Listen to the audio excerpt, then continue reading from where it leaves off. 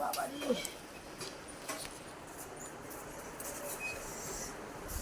ও বন্ধুরা,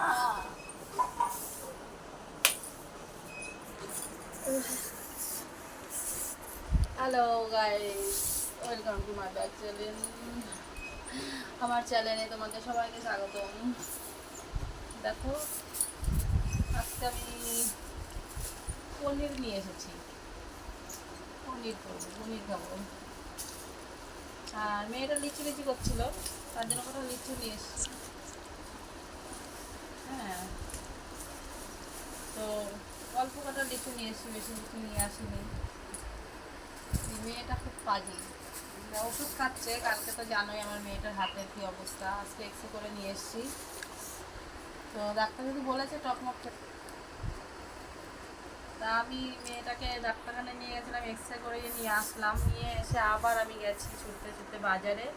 তো বাজার থেকে দেখো আমি এই যে পনির তো নিয়ে এসেছি, দেখছোই তোমরা। তো আজকে হচ্ছে পনির রান্না করব। রান্না তো করবো বলছি, কিন্তু আমার শরীরটা সত্যি খুব খারাপ। আমি অত যাওয়া আসা দখল সহ্য নিতে করতে পারি না। তবুও মেয়েটাকে নিয়ে একবার ডাক্তারখানায় গেলাম, আবার আসলাম, আবার বাজারে গেলাম। তার জন্য আমার শরীরটা অনেকটা খারাপ হয়ে গেছে। তার জন্য ভাবলাম পনিরই নিয়ে যাই, এটা সিম্পল রান্না।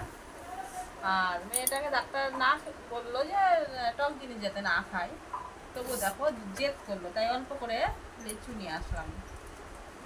তো তারপর দেখো পনির রান্না করতে গেলে টমেটো লাগে, তাই টমেটো এনেছি।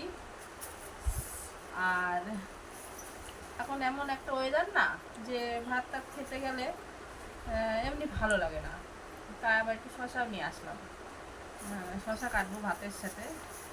আর সব থেকে যেটা দরকারি জিনিস সেটা, এগুলো জানো তো সব কিছুতেই দরকার পড়ে।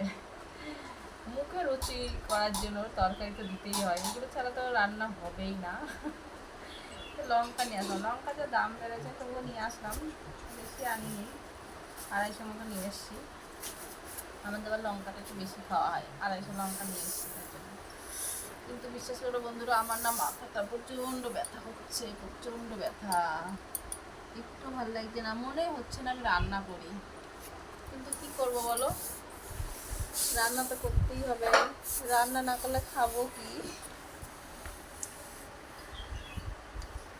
একটা সংসারে জানো তো এটাই প্রবলেম, যতই শরীর খারাপ হোক না কেন রান্না আমাকেই করতে হবে।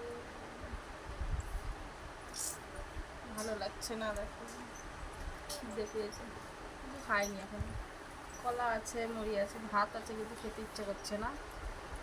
যাই হোক, আমি এখন কষ্ট হলেও রান্নাটা বসিয়ে দেবো এখনই। মাথা যন্ত্রণা ছিঁড়ে খাচ্ছে।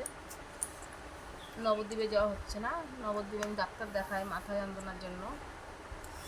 তো নবদ্বীপে যাওয়া হয়নি, যাব।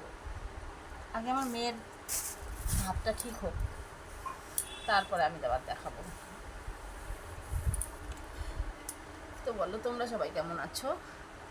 আমি তো আমার কথা বলেই যাচ্ছি, তোমরা সবাই কেমন আছো সেটা আমাকে কমেন্ট করে জানিয়ে দিও।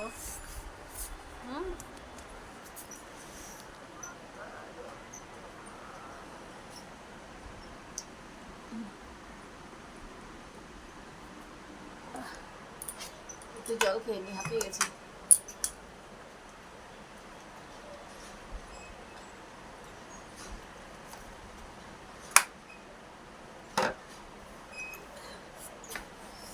মেয়েটা লিচু খেয়ে ছিটিয়ে রেখে দিল।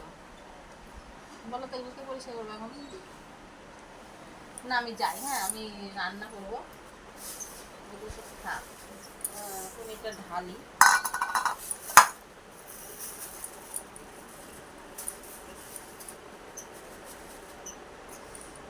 আগে ভাতটা বসিয়ে দিয়েছি, তারপরে আমি এগুলো সব গুছাবো। মা গো, আর ভাল লাগছে না।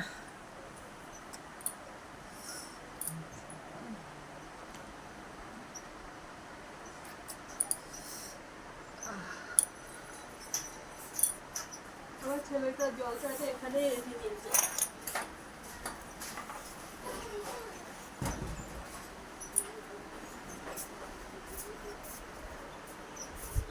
এত সুন্দর ঠান্ডা, আমি ভাবছি এখানটা রান্না করতে আমি ঘুমিয়েই পড়বো। আমাদের এই জায়গাটা জানো তো, রান্না হলে কি হবে, আমাদের ওই ঘরের থেকে এই ঘরের থেকে এই জায়গাটা খুব ঠান্ডা। এখানটা যদি একবার আমি এরকম করে বসি না, তো মনে হয় ঠিক ঘুমিয়ে যাই, খুব ঠান্ডা। এখানে সচরাচর দেখবা রান্নাঘরটা কিন্তু গরম থাকে, তাই না?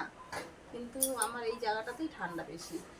ওই ঘরের থেকে এই ঘরের থেকে এই জায়গাটা বসে আমি খুব শান্তি পাই, কারণ এই জায়গাটা খুবই ঠান্ডা। আর আমার আজকে প্রচণ্ড মাথা যন্ত্রণা করছে, জানি না কেমনভাবে কি রান্না করব। যেমনই হোক রান্না তো করতেই হবে, খেতেই হবে। মনে হচ্ছে একটু শুয়ে পড়ি এখানটাই, কিন্তু কী করবো, শুলে তো হবে না, রান্না করতে হবে আমাকে।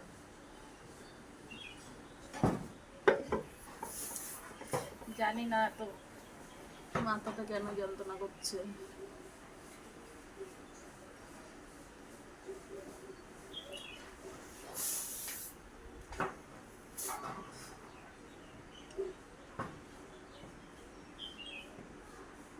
মাথাটা ব্যথা কিসের জন্য বলো তো, জানো তোমরা?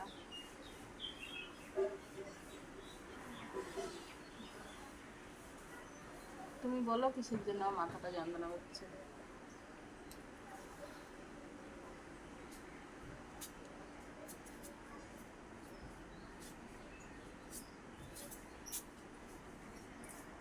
শুয়ে পড়ি।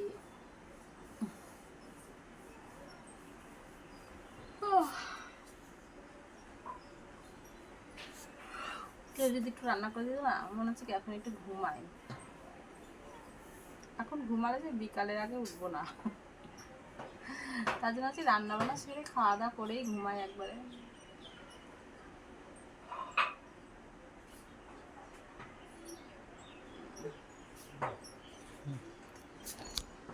আচ্ছা চলো আমি তাহলে রান্না করে নিই, বাই।